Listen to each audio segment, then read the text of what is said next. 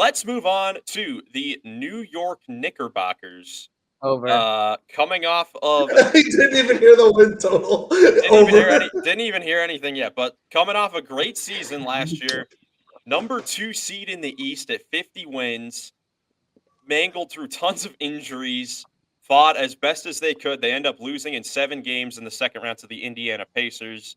Then in the offseason, they trade for Mikal Bridges, one of the top players to be moved. I still can't believe that he's on this Knicks team. Then they lose Isaiah Hartenstein. That's really their big moves of the summer, and it was a big one. They've got the Villanova Knicks, man. The Villanova Knicks, there it is. Yeah, that's a 60-win team. 60-win team? God. What did I tell you? What did I tell you?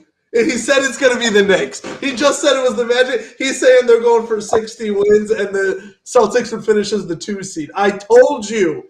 All right. I told you he thought it was going to be the Knicks. All right, Jackson, talk about your Knicks. Dude, this team chemistry is going to be off the charts. Okay? They have a great team. OG is going to be a perfect piece to go alongside the Villanova Knicks. I think it's going to be a lot better than everyone's thinking. Jalen Brunson has gotten better every single year. Who's to say that Jalen Brunson can get even a little better? We saw how he got better in the playoffs. He could become an even bigger leader when he's got all of his best friends by his side. Not to mention they have the best rebounding shorter guy, Josh Hart, who's going to play a huge role with hustle. You got Mikal Bridges, who we've seen put up great numbers in Brooklyn. We could see maybe potentially his full potential get unlocked being with all of his friends. I mean, I think the sky's the limit for this team, really. Like, it could just be me. I'm a little skeptical about their center play just because Mitchell Robinson is coming off. I mean, he was injured for most of the year last year. But, I mean, and they do have the worst power forward in the league. But outside of that, team's perfect. Outside of their center play and their power forward, the worst terrible fucking. Outside of two out of 5 positions. Yeah. Yeah, but they also, this team chemistry. They have arguably one of, if not the best benches in the NBA too, which plays a pretty big factor in the regular season, especially if people go down with injury. I think Deuce McBride is a great backup point guard to have. I think DiVincenzo. I've given a lot of man of the year candidates, but he's another guy. I mean, he could win it. That's another unknown. I mean, Josh Hart's technically coming off their bench. Like, it's a crazy bench unit they have too. What's the win total? What's the win total for this year? Their win total is 53.5. And look, this team does look great. I mean, I don't see any reason why this team doesn't go over, honestly, in the regular season. My big question for them, though, it does come with a player that we've already talked about, and it is Julius Randle, because he is coming back. Awful.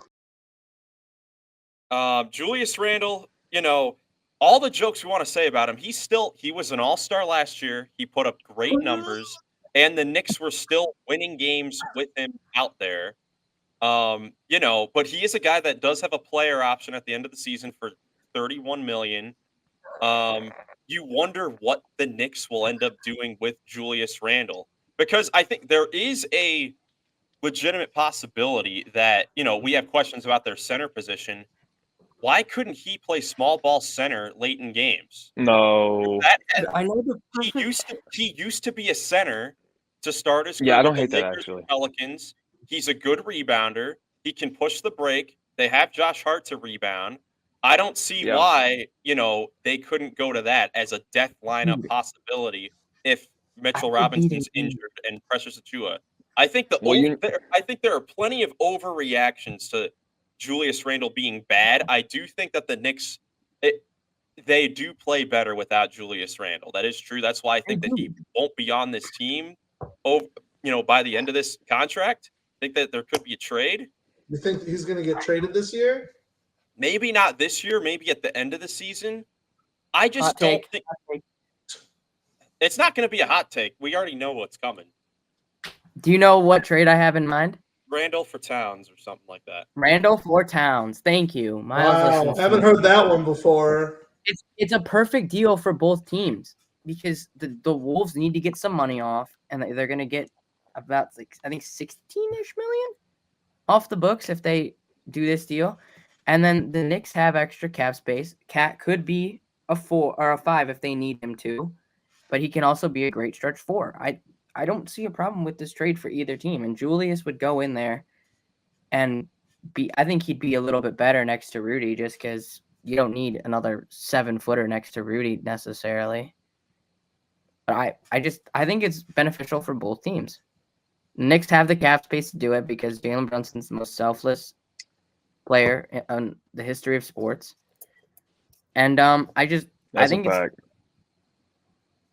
it's I said that's a fact. it is. I mean, he took what $112 million pay cut. That's crazy. To play with all of his friends, like it's dedication, man. Yeah, I wonder. Okay, he can be. Go ahead, Nick. He can be the best leader. He can be the most selfless player, but I just think they're gonna miss Isaiah Hartenstein a lot. I was about to say, can you pull up their depth chart real quick again? I just want to check a look at that center position, power forward position. And Thibodeau is not going to be afraid to run Juju at the center. I really do like that idea.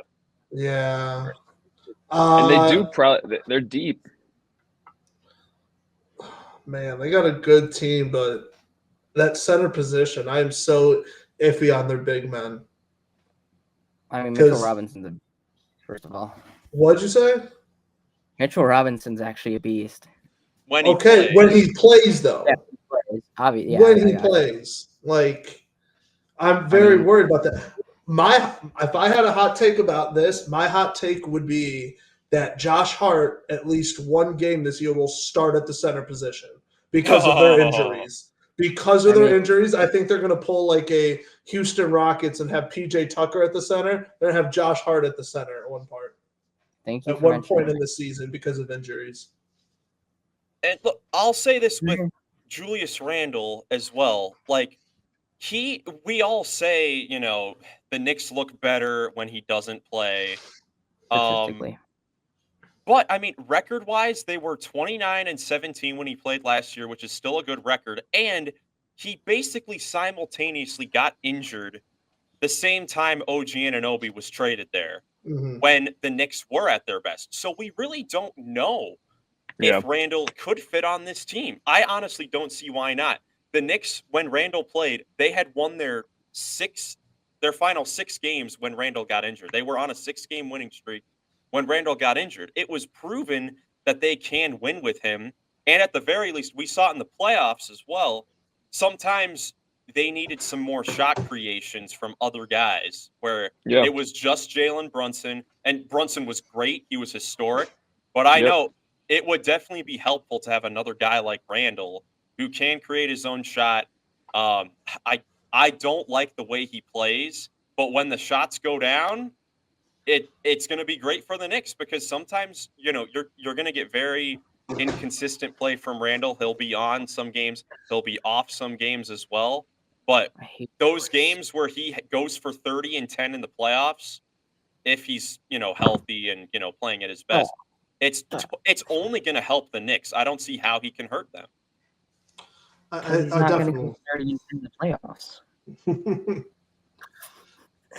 What? I definitely think this is going to be a really good regular season team. Like this team is built for the regular season. Playoffs, we'll see how healthy they are because that's the only concern I have for them. But I could easily see them getting the over on 53. I could see them winning up to 60 games possibly. I would probably say around 55 to 58 though is my range. Book it, 60-win team.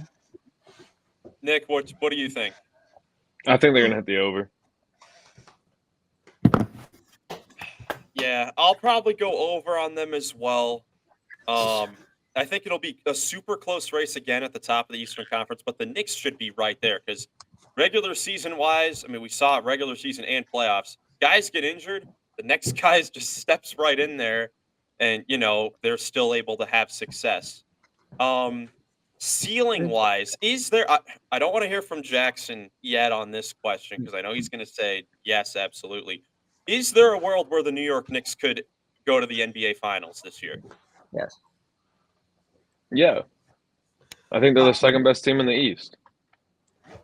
I would not be surprised. That'd be really fun. If they are healthy, this team is going to be insane. I would not be shocked. I don't foresee it happening, but their ceiling is definitely to make a championship. When everything was transpiring last year and it was like, wow, Jalen Brunson's going to be a top 5 MVP guy, everyone was like, wow, this is the best Knicks team I've seen in a long – this is the best Knicks team I've ever seen. In 25 years of watching the NBA, like, the Knicks have never been this good. This is a better Knicks team than Melo had, easily. Yeah. I think they have a real shot. I think they have the second best shot in the East to make the finals. I agree with that.